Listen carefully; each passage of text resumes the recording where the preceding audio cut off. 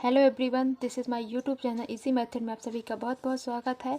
आज हम पढ़ने वाले हैं class 10th math chapter 13 exercise 13.2 का इम्पोर्टेंट क्वेश्चन।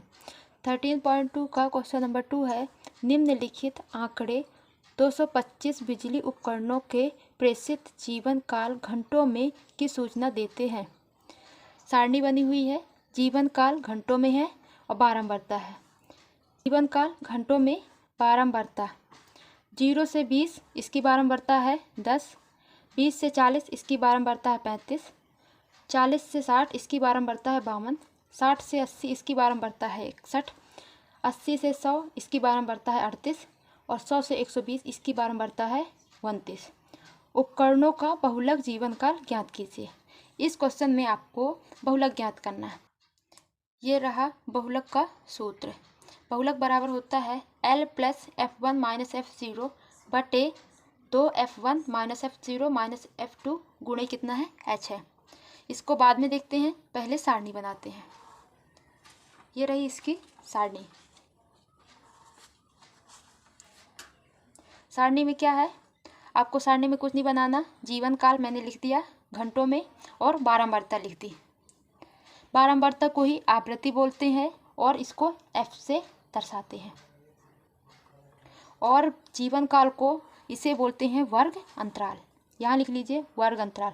कहीं कहीं वर्ग अंतराल लिखा रहता है, कहीं कहीं जिसके बारे में हो वो लिखा रहता है, तो दोनों एक ही होते हैं। और इसमें कहीं आवृत्ति लिखी रहती है, बारंबारता लिखी रहती है और यफ।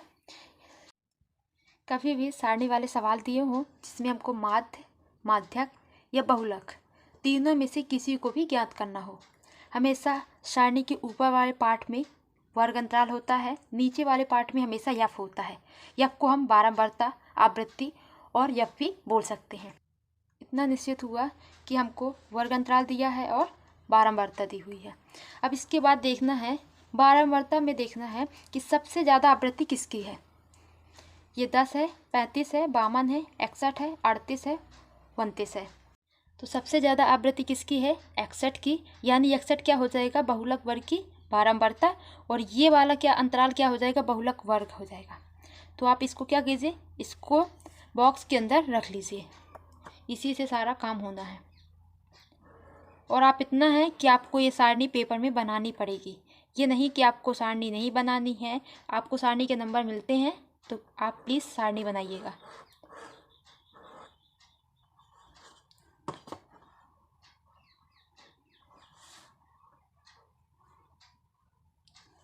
ये हो गया, इसको मैंने बॉक्स के अंदर रख लिया। सबसे ज़्यादा आवृत्ति किसकी है, 61 की है। 61 क्या हो जाएगा, बहुलक वर्ग की बारंबारता हो जाएगा और ये वाला अंतराल क्या हो जाएगा, बहुलक वर्ग हो जाएगा। यदि एग्ज़ाम में बहुलक वर्ग पूछे तो आपको क्या करना है, ये जो अंतराल दिया हुआ है इसको एक साइड लिख लेना है, जो नीचे वाली आवृत्ति दी हुई या बारंबारता दी हुई है या यफ दिया हुआ है इसको एक साइड लिख लेना है। और सबसे ज़्यादा वाले नंबर को देखना है, 61 है, उसी में क्या कर लेना है, एक बॉक्स बना देना है। और आप ये सारणी एग्ज़ाम में ज़रूर बनाएंगे। इसके बाद चलते हैं फॉर्मूले में। ये रहा फॉर्मूला। इसमें क्या बोल रहा है, L क्या है, बहुलक वर्ग की निम्न सीमा है। जो आपने बहुलक वर्ग निकाला है यानी कि 60 से 80, निम्न सीमा क्या कहलाती है, ये निम्न सीमा होती है और ये उच्च सीमा होती है। आप इधर लिख भी सकते हैं पर एग्ज़ाम में मत लिखिएगा, आप यहाँ लिख लीजिए निम्न सीमा।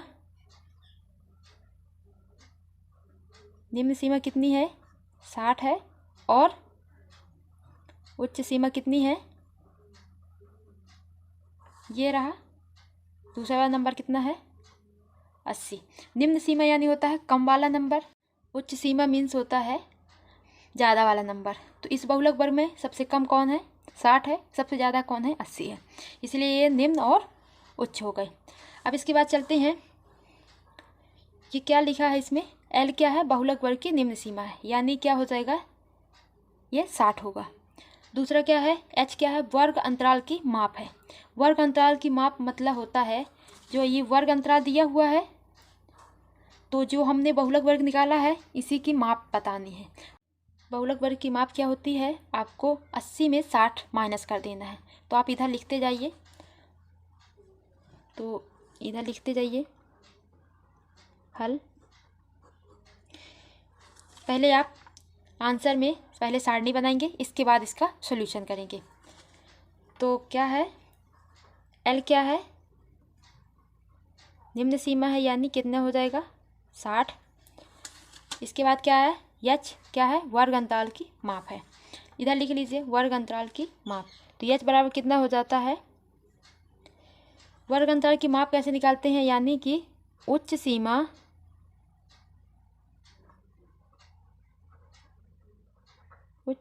सीमा माइनस निम्न सीमा। उच्च सीमा कितनी है हमारी 80 है, और माइनस कितना है, निम्न सीमा कितनी है 60 है। तो ये क्या हो जाएगा, इसका आ जाएगा 20। तो एच मीन्स कितना है 20 है। इसके बाद क्या करना है, F0। पहले F1 की बात करते हैं, फिर बाद में F0 की बात करते हैं। बहुलक वर्ग की बारंबारता, बहुलक वर्ग की बारंबारता कितनी है, हमको 61 प्राप्त हुई है। इसको क्या बोलेंगे हम, F1। ये है F1। और आपको याद करने का सबसे अच्छा तरीका है, इसको ये 1, इसको 2 और इसको 0। यानी कि यदि कोई हम नंबर लिखते हैं, संख्या लिखते हैं, उसमें क्या लिखते हैं, A0 क्या लिखते हैं, 0 1 2 लिखते हैं। यानी क्या हो जाएगा, F0 F1 और F2। जो सबसे ज़्यादा है उसको F1 बोलते हैं, और F1 के ठीक ऊपर वाली F0 होती है, और F1 के ठीक नीचे वाली F2 होती है। ये हुआ, इसमें यही लिखा है। F1 बराबर कितना होता है, बहुलक वर्ग की बारंबारता। बारंबारता कितनी है 61 है। दूसरा लिखा है F0 बहुलक वर्ग से ठीक पहले वर्ग की बारंबारता, यानी ठीक इसके ऊपर की। और F2 कितना लिखा है, बहुलक वर्ग के ठीक बाद में आने वाली वर्ग की बारंबारता, यानी कि 38। ये हुआ। इसके बाद इन सबको लिख लेते हैं।